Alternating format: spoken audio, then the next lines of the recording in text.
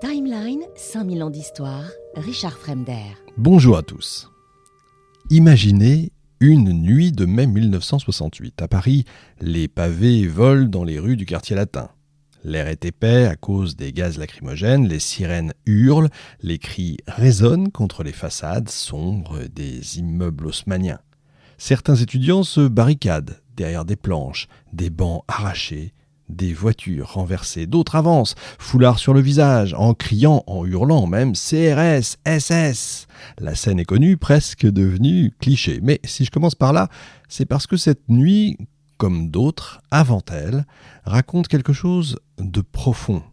En France, depuis plus de 2 siècles, descendre dans la rue n'est pas seulement une colère passagère, c'est un langage, une manière de dire au pouvoir « nous existons, nous voulons être entendus ».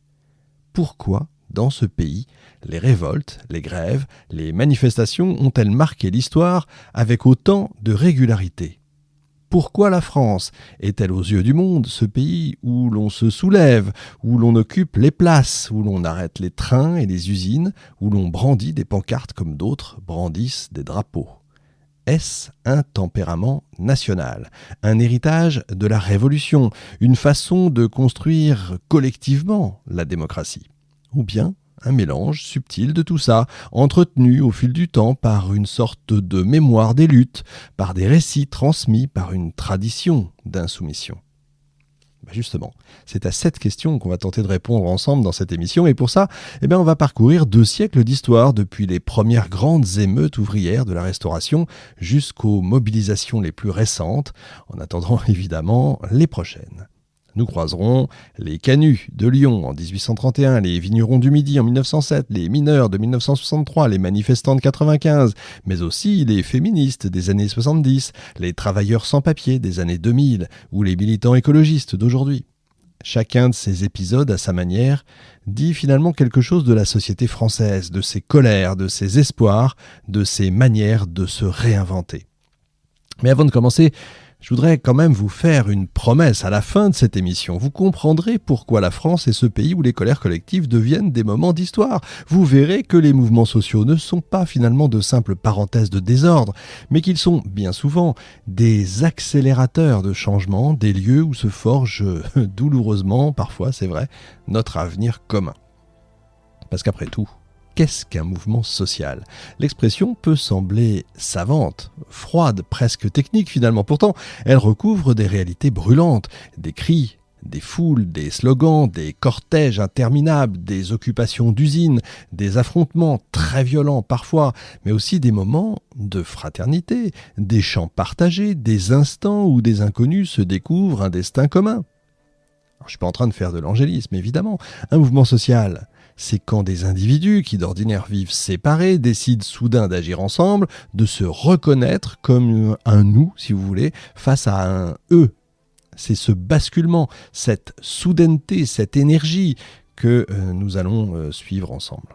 Et pour comprendre cette histoire, il faut revenir au début du XIXe siècle, à ce moment où la France sort à peine des tempêtes révolutionnaires et napoléoniennes.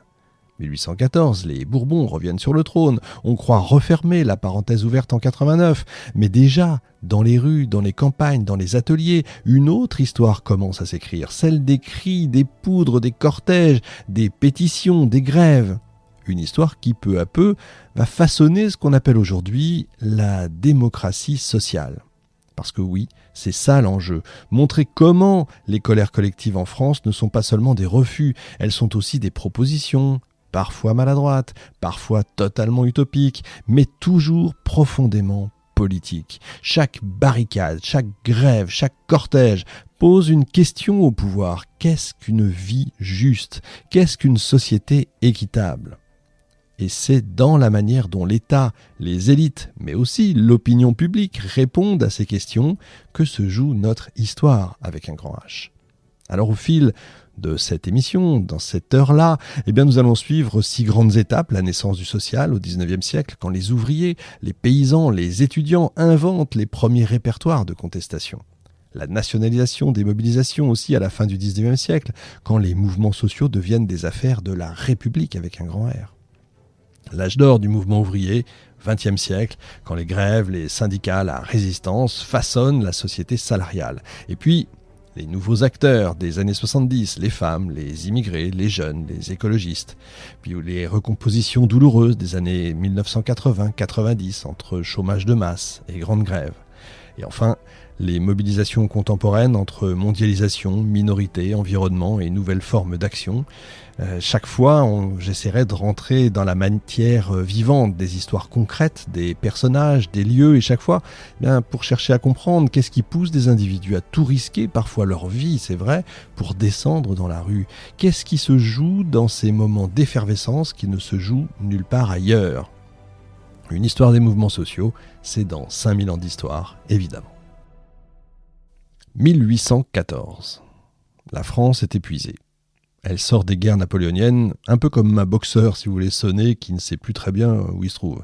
Les armées étrangères campent dans le pays, Paris a été envahi, l'empereur abdique, part pour l'île d'Elbe, les Bourbons, ces rois chassés en 1792, reprennent le trône. On parle de restauration, comme si on pouvait effacer d'un trait de plume 25 ans de bouleversements révolutionnaires et impériaux, mais la Révolution française a laissé des traces profondes dans les mémoires, dans les gestes, dans les mots même qu'on emploie pour parler du pouvoir.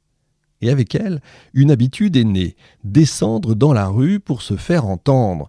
La Restauration veut effacer ce passé tumultueux. Alors on ferme les clubs, on contrôle la presse, on réprime les rassemblements. Mais dans les ateliers, dans les campagnes, dans les cafés, une colère sourde monte. Parce que la société est en train de changer.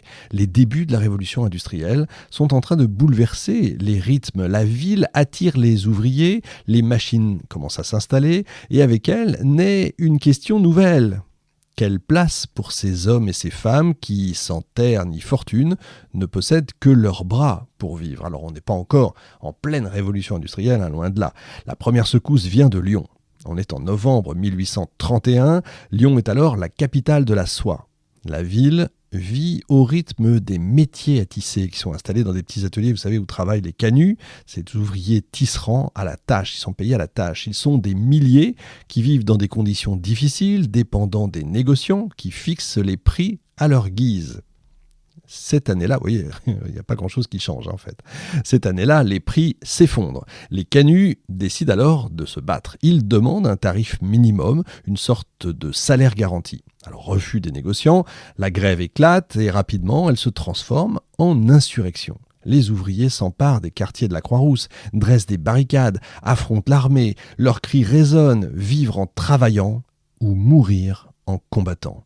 Une phrase qui dit tout. Le travail n'est pas seulement un gagne-pain, c'est une dignité, si vous voulez. Et quand cette dignité est niée, la lutte devient légitime, fût-elle armée. Alors vous allez me dire, j'aurais pu remonter encore plus loin, parce que des grèves, des insurrections, il y en a, j'allais dire, depuis 5000 ans d'histoire. Mais on va vraiment, j'avais vraiment voulu me focaliser sur les 2 derniers siècles, comme s'il y avait un côté social, vous voyez, un peu plus prononcé. Alors la répression est brutale, mais l'écho de l'insurrection dépasse Lyon. Pour la première fois, la France découvre que le travail peut être un motif politique de soulèvement. Voilà, c'est ça qui change. 3 ans plus tard, en avril 1834, la colère reprend. Encore plus dur, cette fois, l'armée mène une véritable guerre de rue. Pendant plusieurs jours, la ville de Lyon est en état de siège. Les canuts se battent, quartier par quartier. La répression fait des centaines de morts. Mais dans les mémoires populaires, ces combats laissent une empreinte, cette fois indélébile, celle d'un peuple ouvrier qui désormais existe sur la scène de l'histoire et j'allais presque dire sur la scène politique.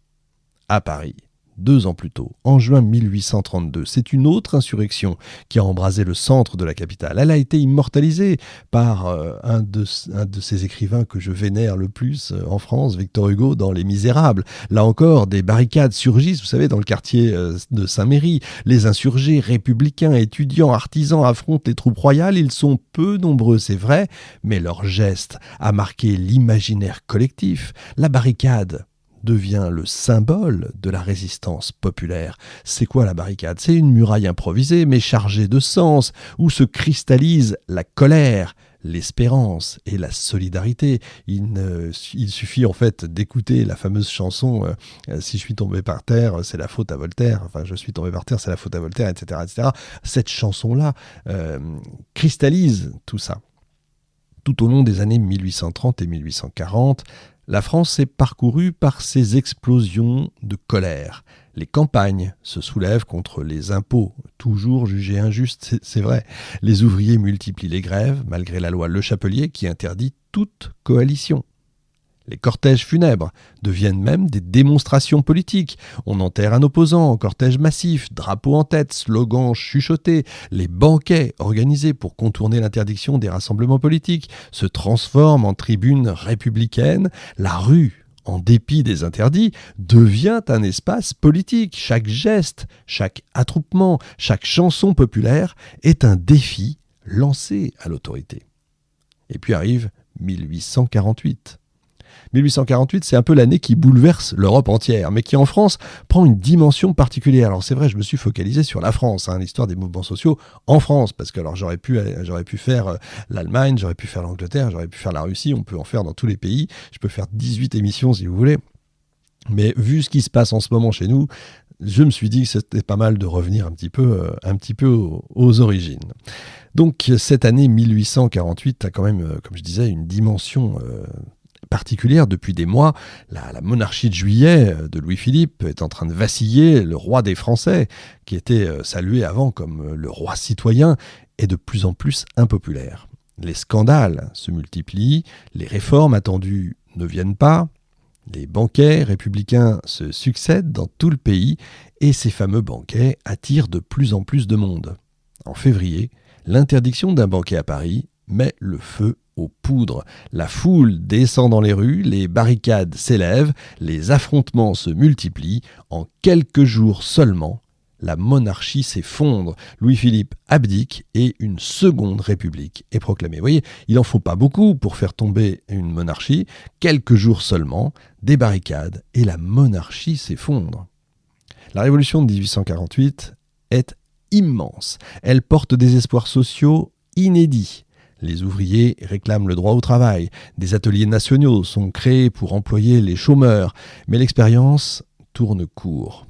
En juin, le gouvernement décide de fermer ces ateliers. Vous voyez, ça n'a pas duré longtemps. Alors, les quartiers ouvriers de Paris se soulèvent. Pendant plusieurs jours, la capitale vit une véritable guerre civile. Les insurgés ouvriers, pour la plupart, se battent avec désespoir. La répression menée par le général Cavaignac est impitoyable. Des milliers de morts qu'on n'imagine plus aujourd'hui. Les prisons se remplissent. La République, qui est née dans l'enthousiasme, révèle cette fois son autre visage, et j'allais presque dire son vrai visage, sans faire de politique.